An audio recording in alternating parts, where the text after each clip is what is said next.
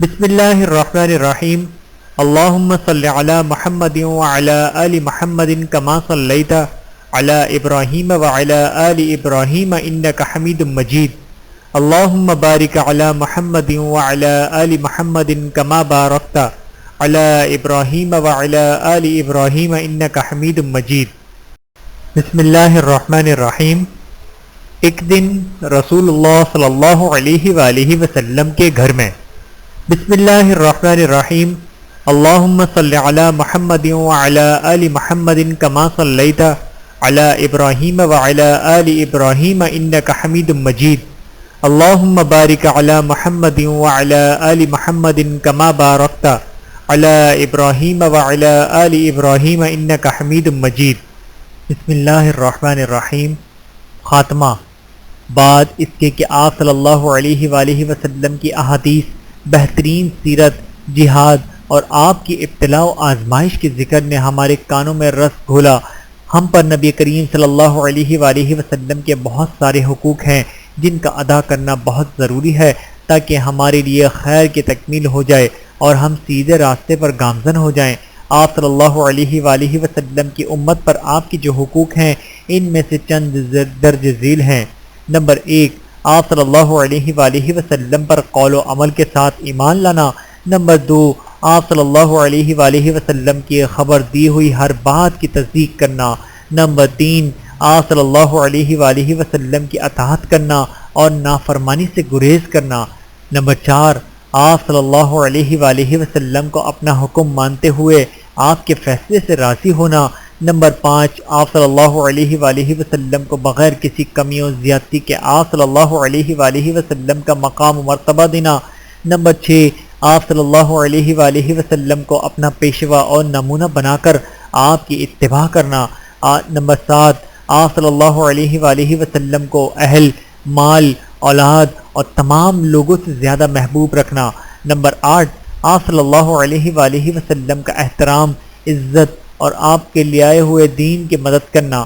Number 9، آپ صلی اللہ علیہ وآلہ وسلم کے ساتھیوں سے محبت کرنا، ان سے راضی ہونا اور ان کی طرف سے دفاع کرنا اور ان کی سیرت کو پڑھنا۔ نمبر 10، آپ صلی اللہ علیہ وآلہ وسلم کی محبت میں سے آپ پر درود بھیجنا بھی ہے۔ ارشاد باری تعالیٰ ہے، ان اللہ وملائکتہ یصلون علی النبی یا ایھا الذین آمنوا صلوا علیہ وسلموا تسلیما۔ سورۃ الاحزاب آیت نمبر 56۔ ترجمہ: بے شک اللہ اور اس کے فرشتے نبی پر رحمت بھیجتے ہیں، اے ایمان والو تم بھی ان پر درود بھیجو اور خوب سلام بھی بھیجتے رہا کرو۔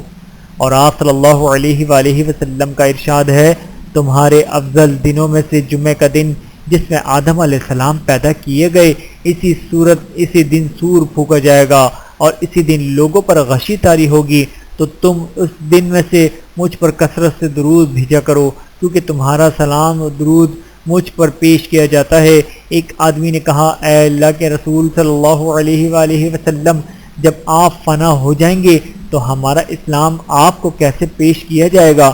آپ نے فرمایا، اللہ تعالیٰ نے زمین پر اس بات کو حرام کیا ہے کہ وہ انبیاء کے بدن کو کھائے۔ بحوالہ سنن ابن ماجہ۔ جناب محمد رسول اللہ صلی اللہ علیہ وآلہ وسلم کی امت کو چاہیے کہ آپ کے حق میں بخیلی سے نہ کام لیں۔ چنانچہ آپ صلی اللہ علیہ وآلہ وسلم نے فرمایا، بخیل وہ ہے جس کے پاس میرا ذکر کیا جائے اور وہ مجھ سے دور اور وہ مجھ پر درود نہ بھیجے۔ بحوالہ سنن ترمذی۔ اور آپ صلی اللہ علیہ وآلہ وسلم نے فرمایا، جب بھی لوگ کسی مجلس میں بیٹھے نہ تو اللہ کا ذکر کرتے اور نہ ہی اپنے نبی پر درود بھیجتے ہیں تو ان پر حسرت ہوتی ہے، بس اللہ تعالیٰ چاہے تو ان کو عذاب دے گے اور اگر چاہے تو انہیں معاف فرمائے۔ بحوالہ سنن ترمذی۔ الوداع۔ اب ہم اس اطاعت و فرمانبرداری پر قائم اور ایمان سے معمور گھر سے کوچ کر رہے ہیں۔ نبی کریم صلی اللہ علیہ وآلہ وسلم کے سنت نجات چاہنے والوں کے لیے نشان اور ہدایت کے متلاشی کے لیے راہ ہدایت ہے۔ نیز اتباع سنت کے معاملے میں سلف صالحین کی کوشش ہمارے لیے ایک نصیحت آموز سبق ہے۔ امید ہے کہ اللہ تعالی ہمیں بہترین رہنمائی اور اچھا نمونہ عطا فرمائے گا۔ اہل سنت کے امام احمد بن حنبل رحمۃ اللہ فرماتے ہیں کہ میں نے جب بھی کوئی حدیث لکھی اس پر عمل کیا، یہاں تک کہ مجھ سے جب یہ حدیث بیان کی گئی کہ نبی کریم صلی اللہ علیہ وآلہ وسلم نے پچھنا لگوایا اور ابو طیبہ کو 1 دینار دیا، تو میں نے بھی جب پچھنا لگوایا تو حجام کو 1 دینار دیا۔ عبد الرحمن بن مہدی کہتے ہیں کہ میں نے سفیان کو کہتے ہوئے سنا کہ جب بھی مجھے نبی کریم صلی اللہ علیہ وآلہ وسلم کی کوئی حدیث پہنچتی تو میں نے اس پر عمل کیا، خواہ ایک ہی مرتبہ کیوں نہ ہو۔ مسلم بن یسار نے کہا کہ میں اپنے جوتوں میں نماز پڑھتا تھا، حالانکہ اس کو نکالنا میرے لیے آسان ہوتا تھا، اور اس عمل سے میں صرف نبی کریم صلی اللہ علیہ وآلہ وسلم کی سنت پر عمل کرنا چاہتا تھا۔ برادران محترم، آخر میں آپ کے لیے ایک بہت ہی پرعظمت حدیث پیش ہے۔ آپ صلی اللہ علیہ وآلہ وسلم نے فرمایا، میری امت کا ہر فرد جنت میں داخل ہوگا مگر جس نے انکار کیا۔ صحابہ کرام رضی اللہ تعالیٰ عنہم نے پوچھا، یا رسول اللہ وہ کون ہے جو انکار کرتا ہے؟ آپ نے فرمایا، جس نے میری فرما برداری کی وہ جنت میں داخل ہوا، اور جس نے میری نافرمانی کی اس نے انکار کیا۔ بحوالہ صحیح بخاری۔ اے اللہ، ہمیں اپنے نبی کریم صلی اللہ علیہ وآلہ وسلم کی محبت اور آپ کی اتباع کرنے کی توفیق عطا فرما، نہ تو ہم بھٹکے اور نہ ہی بھٹکائے گئے ہوں۔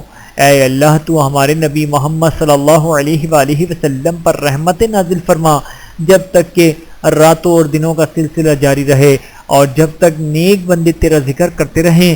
اے اللہ، تو ہمیں ہمارے پیارے نبی محمد صلی اللہ علیہ وآلہ وسلم کے ساتھ جنت الفردوس میں جمع کرنا۔ آپ کے دیدار سے ہماری آنکھوں کو ٹھنڈک پہنچا دے، اور آپ صلی اللہ علیہ وآلہ وسلم کے حوض کوثر سے ہمیں ایسا پلانا کہ اس کے بعد پھر کبھی پیاسے نہ ہوں۔ وصلی اللہ علی نبینا محمد وعلی آلہ وصحبہ اجمعین برحمتک یا ارحم الراحمین۔ بسم اللہ الرحمن الرحیم۔